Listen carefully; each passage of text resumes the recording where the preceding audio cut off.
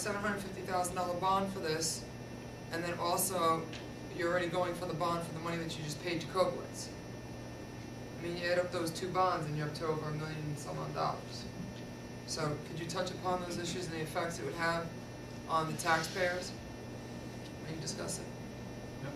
Do we? I mean, you keep mentioning the Rudolph well. Do we have the ability to get that well? As of right now, do we have that ability? We're gonna try discussions with them again. I would really like to see how we got from 30 grand to 175 grand if the overriding issue isn't the Bruderhof well, okay? I mean, my feelings right now is we're being put into a situation where you're coming in with these quotes that are 175, 200,000, then it would be cheaper for us to go into, get online with this Bruderhof well and doing the whole district, which would open up the whole area for development. Let me tell you, I grew up in Westchester. I hate Westchester. I lived in Montgomery since 1981. I don't want to see this become another Yonkers or White Plains or Mamaroneck. Well, because, you know, like Corey said, all of a sudden, all this talk about the Bruderhof well, and we know that's a large amount of water, and if we run a tower well, the property on the other side could very easily be developed. And it would mean that we initially paid for that well to come online. And if somebody... You have not paid for any of the Bruderhof well. No, but we're gonna pay to run the pipe to Lakeview. Everyone would pay for that infrastructure, not just you. Everyone would have to pay. The issue comes about how can that be paid for. One of the first ways it could be done would be to either create a new water district that included the area where the pipe would go. And I think we're talking about the pipe coming up under 84 and running up to, actually I think up to. The one side would run to Hollis Lane, Right. and the other side would run probably up to the potential Walgreens site. Okay. Like Donaldson property. Those are the wells, the Burger King, the gas station, and Donaldson's are the wells that are contaminated. So one of the ways it could be done would be to create a new water district just for that area. That's a time-consuming process to do. If that water district was created, you'd have to have an arrangement where they would be then buying water from Water One, which could be done, but the formation of a water district takes quite a while to do. The other option, which may be the quickest, and again, considering the time considerations we have, is that the construction of that water line can be done as a town charge.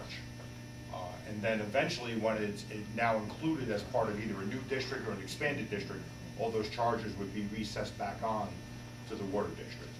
There's a section of the town law, and it is section 192A of the town law, that allows the town to build what's considered to be excess capacity for water districts, sewer districts, drainage districts. So because this pipe would not be assigned to any one district immediately, it could be considered to be excess capacity. That would allow the town to finance it, probably through a bond, obviously through a bond. And then when it came time to whether it was going to be part of an expanded water district, an extended water district, or the creation of a new water district in some formation, the cost for that would then get levied back against the water district. The counselor for the town, his fiduciary responsibility, is it to the board members as individuals or to the citizens who pay his salary? I'm not clear on that. It's fiduciary responsibility for what? What do you mean by fiduciary Ask your responsibility? counselor what I mean by that. I'm asking you, Pete. No, you ask your counselor. That's a simpleton's question. I will not dignify it by It's not a answering. simpleton question. You don't know what fiduciary responsibility is? My client is the town board. That's what I mean. So your client is the town board. This what allows you to come up with a formulation to accomplish a mission by circumventing the laws as written, still legal technically, but it allows you to formulate this plan and allow them to go ahead to do something that, if they follow the strict law of actually creating a water district as the law intended, No. as the law intended, All right. and we can discuss this, but this here, you are doing a disservice.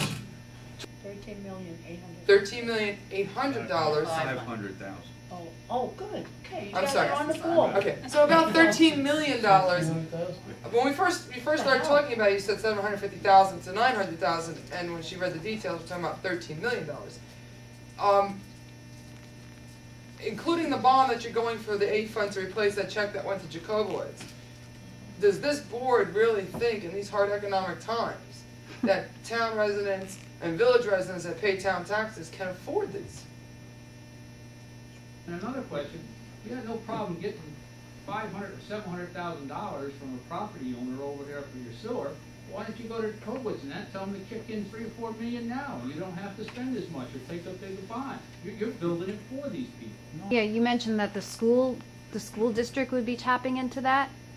The Berea School apparently has problems with their well, So and would, they would be interested in municipal water, yes. so wouldn't that be reflected on the school tax bill? Only if they're in the district. The school may have to separate Berea out, because Berea School would be, and the administration building would be hooking, but not the other schools. The way that works, Lisa, is that schools are not exempt from special district taxes. If they're in a sewer district or a water district, they pay just like any other property owner. They obviously don't pay property taxes, but they and if they were to get hooked in and pay that, it would become part of the overall operating expense for the school district. So the answer is pretty much everybody's going to be absorbing some cost of this. And I would I only don't know think how the school would do it. I would think the school district would only do that if their cost for hooking into the municipal water was cheaper than operating their own system.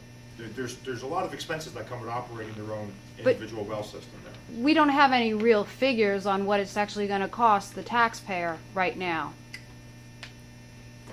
I mean, don't you think, like, when I go shopping and I fill up a cart, you know, I have to figure out how much that's going to cost me. Right. So you're filling up an awfully big cart, This and you're is- purchasing, you're doing like a fast dash purchase. You know, the Verrazano Narrows, when it was built, I think it was 25 cents, and they told the Staten Island residents that once the bridge was paid off, it would be for free. Do you know that the Verrazano Narrows is $13 round trip just to get on and off the island? Okay. So I find it hard to believe that anybody's going to recover any money from this, because the cost is just going to escalate. But I would not be in favor of paying for something and then saying that I would get that back. I would probably be dead and buried by the time anybody would see anything. So I would be strongly against paying something up front.